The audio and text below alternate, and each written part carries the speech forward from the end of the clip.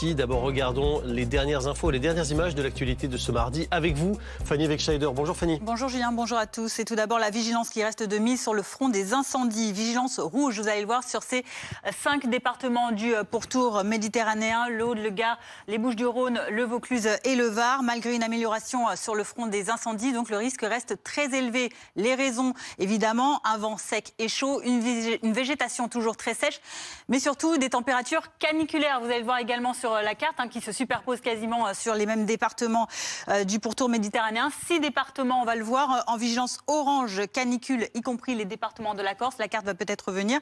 En tout cas, Météo France alerte sur une fin de semaine particulièrement critique. Et je vais vous dire, plus vous appelez la carte, moins elle vient. Ça, c'est une règle absolue, Fanny, qui se vérifie à chaque fois.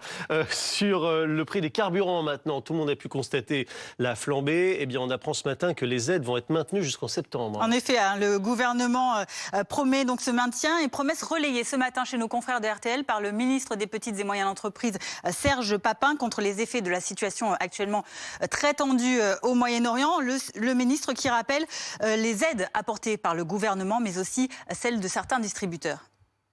Le gouvernement a mis en place des aides ciblées et qui vont continuer puisqu'elles durent jusqu'à la rentrée. Je note aussi que pour ces départs en vacances, singulièrement, la grande distribution a fait beaucoup d'opérations prix coûtant qui ont permis d'avoir un prix du carburant qui jusqu'à maintenant était à moins de 2 €. Les opérations prix coûtant pendant ces périodes de déplacement, bien sûr, et puis aussi maintenir le plafonnement, oui évidemment, qui fassent le travail d'accompagnement qu'ils ont fait dans les périodes qui étaient un peu plus difficiles, bien sûr.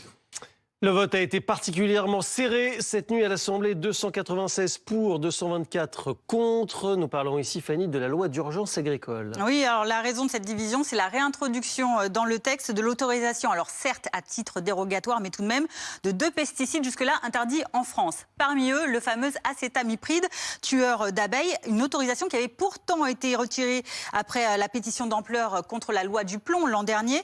Hier, eh bien, presque tous les députés de gauche et un tiers du gouvernement ont déploré son retour, notamment la ministre de la Transition écologique. Réaction ce matin dans le face-à-face de BFM TV du député Rassemblement National Jean-Philippe Tanguy.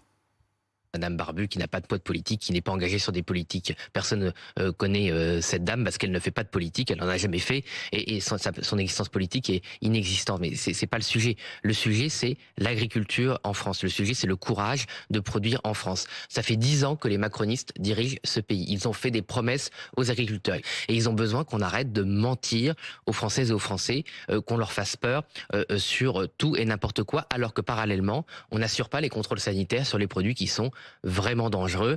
Et après son vote donc cette nuit à l'Assemblée, le texte poursuivra et devrait définitivement être adopté cet après-midi au Sénat.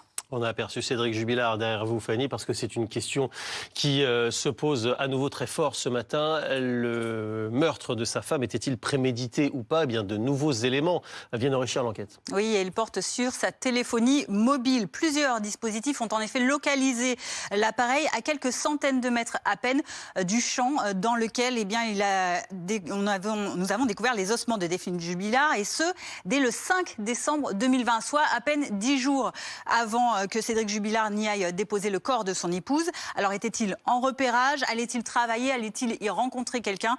Ce bornage, en tout cas, apporte un nouvel éclairage à l'enquête actuellement. Merci beaucoup, Fanny. L'actualité nous emmène aussi ce matin du côté du Moyen-Orient.